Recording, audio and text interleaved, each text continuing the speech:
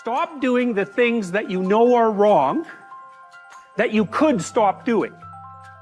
Right? So it's a fairly limited attempt. First of all, we're not going to say that you know what the good is or what the truth is in any ultimate sense.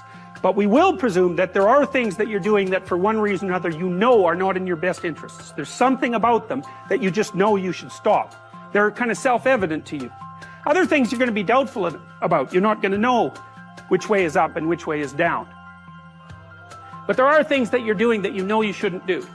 Now, some of those you won't stop doing for whatever reason. You don't have the discipline, or maybe there's a secondary payoff, or you don't believe it's necessary, or it's too much of a sacrifice, or you're angry or resentful or afraid. Who knows? So forget about those for now. But there's another subset that you could stop doing. It might be a little thing. Well, that's fine. Stop doing it and see what happens. And what'll happen is your vision will clear a little bit. And then something else will pop up in your field of apprehension that you will also know you should stop doing, and that you could stop doing, because you strengthened yourself a bit by stopping doing the particular stupid thing that you were doing before. That just puts you together a little bit more. And you could do that repeatedly for an indefinite period of time. And you know, that doesn't necessarily mean that you're going to ever be able to formulate a clear and final picture of what constitutes the truth and the good. But it does mean that you'll be able to continually move away from what's untruth and what's bad. And you know, that's not a bad start. Make a damn schedule and stick to it. Okay, so what's the rule with the schedule? It's not a bloody prison. That's the first thing that people do wrong. They say, well, I don't like to follow a schedule. It's like, well, what kind of schedule are you setting up? Well, I have to do this, then I have to do this, then I have to do this, you know, and then I just go play video games, because who wants to do all these things that I have to do? It's like, wrong. Set the damn schedule up so that you have the day you want. That's the trick. It's like, okay, I've got tomorrow. If I was going to set it up so it was the best possible day I could have, practically speaking, what would it look like? Well, then you schedule that, and obviously there's a bit of responsibility that's going to go along with that, because if you have any sense, one of the things that you're going to insist upon is that at the end of the day, you're not in worse shape than you were than at the beginning of the day, right? Because that's a stupid day. If you have a bunch of those in a row, you just dig, you know, you dig yourself a hole and then you bury yourself in it. It's like, sorry, that's just not a good strategy. It's a bad strategy. So maybe 20% of your day has to be responsibility and obligation, or maybe it's more than that, depending on how far behind you are. But even that, you can ask yourself, okay, well, I've got these responsibilities. I have to schedule the damn things in. What's the right ratio of responsibility to reward? And you can ask yourself that, just like you'd negotiate with someone who is working for you. You don't have to necessarily have done anything wrong for things to get completely out of control. It's a terrifying doctrine, but it's not a hopeless doctrine, because it still says that there's a way forward, there's a pathway forward, and the pathway forward is to adopt a mode of being that has some nobility, so that you can tolerate yourself and perhaps even have some respect for yourself as someone who's capable of standing up in the face of that terrible vulnerability and suffering, and that the pathway forward, as far as the existentialists are concerned, is by, well, certainly by the avoidance of deceit, particularly in language, but also by the adoption of responsibility for the conditions of existence and some attempt on your part to actually rectify them. And the thing that's so interesting about that is, well, two, as far as I'm concerned, and some of this is from clinical experience, you know, if you take people, and I've told you this, and you expose them voluntarily to things that they are avoiding and are afraid of, you know, that they know they need to overcome in order to meet their goals, their self-defined goals. If you can teach people to stand up in the face of the things they're afraid of, they get stronger. And you don't know what the upper limits to that are, because you might ask yourself, like, if for 10 years, if you didn't avoid doing what you knew you needed to do, by your own definitions, right, within the value structure that you've created, to the degree that you've done that, what would you be like? Well, you know, there are remarkable people who come into the world from time to time, and there are people who do find out over decades-long periods what they could be like if they were who they were, if they spoke their being forward. And they'd get stronger and stronger and stronger, and we don't know the limits to that. We do not know the limits to that. And so you could say, well, in part, perhaps the reason that you're suffering unbearably can be left at your feet, because you're not everything you could be and you know it. And of course, that's a terrible thing to admit, and it's a terrible thing to consider, but there's real promise in it, right? Because it means that perhaps there's another way that you could look at the world and another way that you could act in the world. So what it would reflect back to you would be much better than what it reflects back to you now. My experience is with people that we're probably running at about 51% of our capacity. I mean, you can think about this yourselves.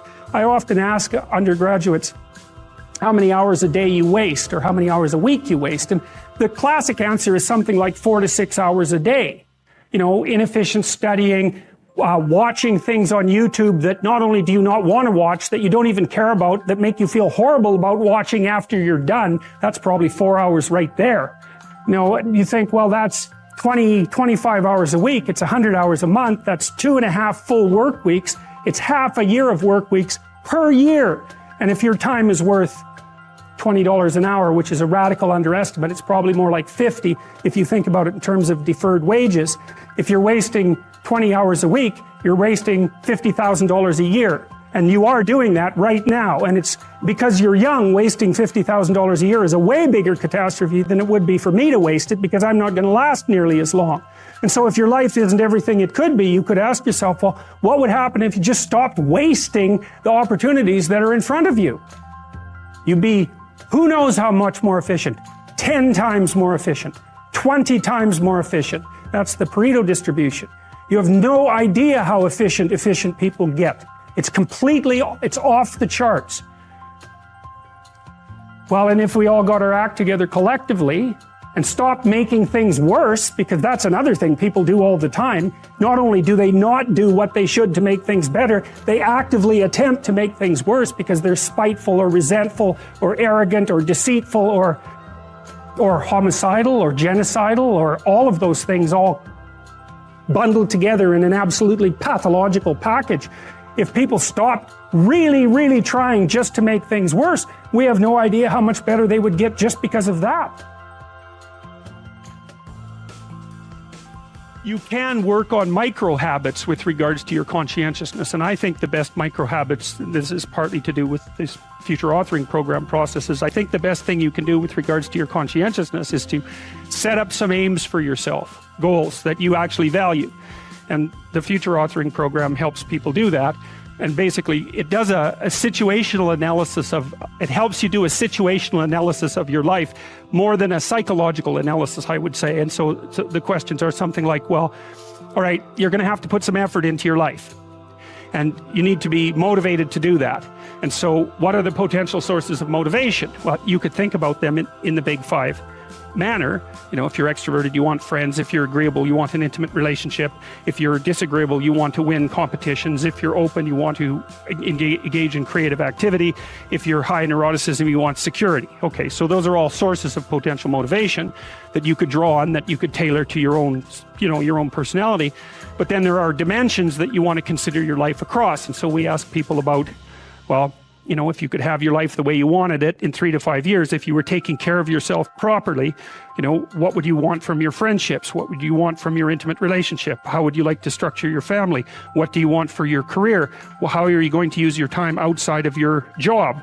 And how are you going to regulate your mental and physical health, and maybe also your drug and alcohol use? Because that's a good place to auger down, because alcoholism, for example, wipes out, 5 to 10% of people. So you want to keep that under control.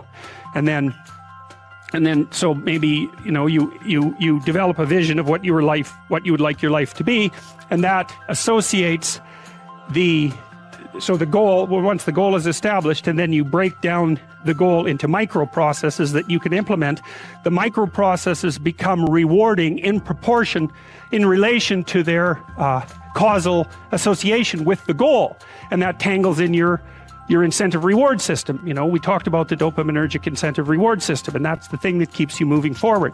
And the way it works is that it works better if it produces positive emotion when it can see you moving towards a valued goal. Okay, well, what's the implication of that? Better have a valued goal, because otherwise you can't get any positive motivation working out. And so the more valuable the goal, in principle, the more the micro processes associated with that goal start to take on a positive charge.